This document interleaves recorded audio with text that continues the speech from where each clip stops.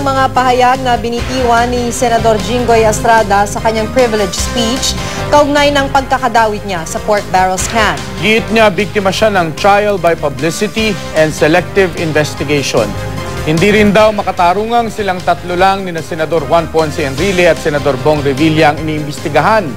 Meron pa raw ibang mambabata sa COA report na kinakitaan ng irregularidad sa paggamit ng kanilang PDAF.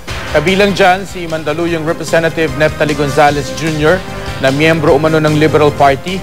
Kinwestiyon din ni Estrada ang paglalabas ni Chairperson Grace Pulido Tan ng COA Special Audit Report sa PDAF noong 2007 hanggang 2009 sa media.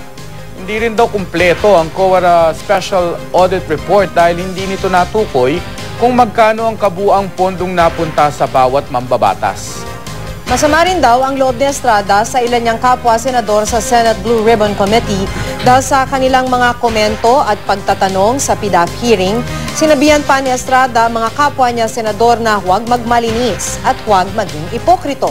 Kinwestiyon din ni Estrada kung bakit daw nililimitahan ng Senate Blue Ribbon Committee ang investigasyon sa mga NGO lamang na iniuugnay kay Janet Lim Napoles. Pagsisiwalat pa niya, binigyan ng karagdagang 15 million pesos na pondo ang mga senador na bumoto para makonvict si dating Chief Justice Renato Corona.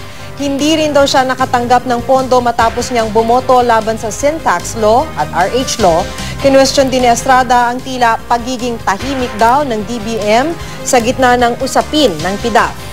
Hinamon niya si DBM Secretary Abad na ibigay nila sa COA ang mga dokumento kaugnay ng PDAF releases mula noong 2007 hanggang 2009.